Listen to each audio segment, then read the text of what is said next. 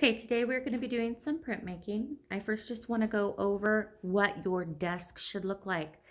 So you have a piece of newsprint here. You've got your gel plate with your film on top. And you want to make sure that you fasten your newsprint down in place so that it doesn't slide around. I also would like you to place a piece of tape above your white paper. You are going to center that on your gel plate and tape it right over the tape from your newsprint. Okay.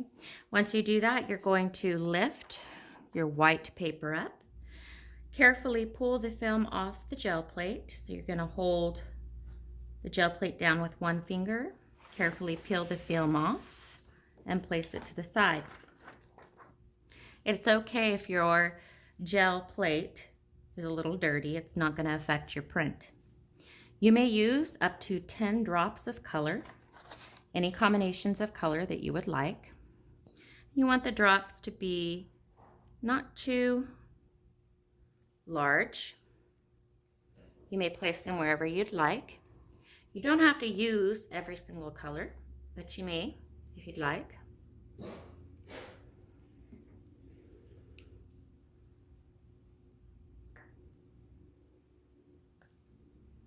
That's a little big. You want to try to keep them kind of small. You don't really need a ton of paint, but you do need enough to spread around pretty well.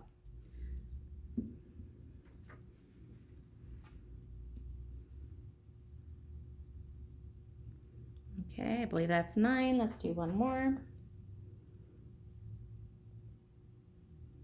Okay, then you're going to use your brayer to spread that around. Now you do not want to put a lot of pressure. I am barely touching the brayer to the gel plate. I'm going in the same direction. If you keep going over and over and over it, it will turn brown, and you don't want that to happen. And then I'm just going to use the extra newsprint on the side to clean the brayer off. And I'm going to make my first print. To do that, you want to hold your paper up. You're going to carefully lie it down right over top. Once it's down, it's down. Don't try to move it around. I'm going to press along the center, and then from the center out, it's okay if you get a little paint on the back. I'm just going to press it down. Now you don't want to leave it down too long, but you do want to make sure you get your edges nice. There you go. It's okay if you get a little crease. And then from one corner, you're just going to hold the gel plate in place, and you're going to carefully peel it up. You should have a nice neon print. You want to go real slow not to rip the paper. And then go ahead and lay that down. If the person's across from you overlaps yours a little bit, that's okay. Or you can kind of bend it up just a bit to save some room. Step 2, you are going to place black paint. You're not to use black paint the first time, but we're only using black paint this time. You want to do a nice big circle of black paint. And again, you'll take your brayer and you're going to want to spread that around. I'm going to go in both directions this time, all the way to the edge. Now, as you see, the paint's going to dry pretty quickly. So you're going to need to work fast. The first thing we're going to want to do, once we get our paint spread around, we want to immediately create our space lines or perspective lines. So to do that, I'm going to take the Q-tip because it will create the thickest line.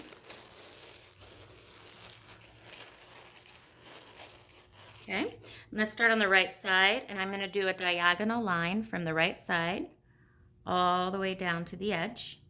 I'm going to do 2 more, so I'm going to start pretty close to the other line, and then as I go down, I'm going to kind of get a little further away.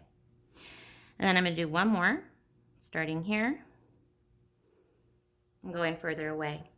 After I've done those 3, I'm going to place a horizon line in. Then I'm going to draw in the lake. And that's it.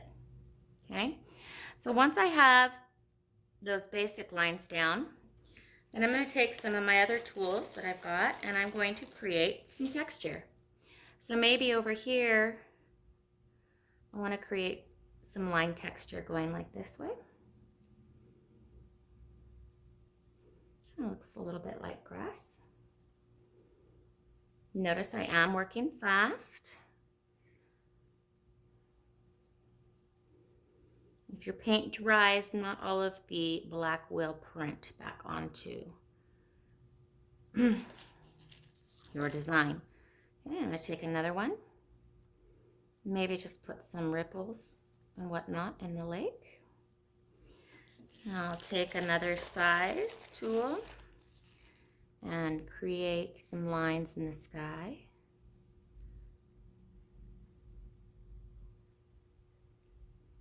Now you can do whatever textures you'd like in the different sections.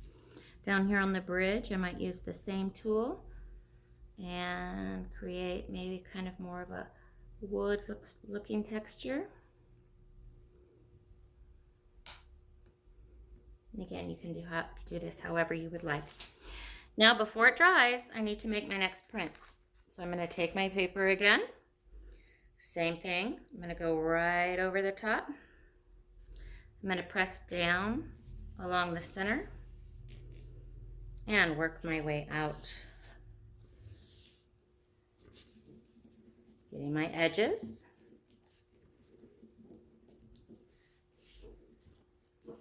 This time I'm going to carefully pull it up. I'm going to carefully take the tape off, and there you have Edvard Munch's The Scream. And I'm going to go ahead and just tape this onto the side of my desk to let it dry. For cleanup, I'm going to take my gel off.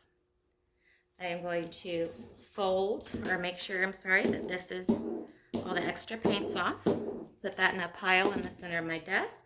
I'm going to put all of my trash in a pile. Please don't throw anything away except for the Q-tip.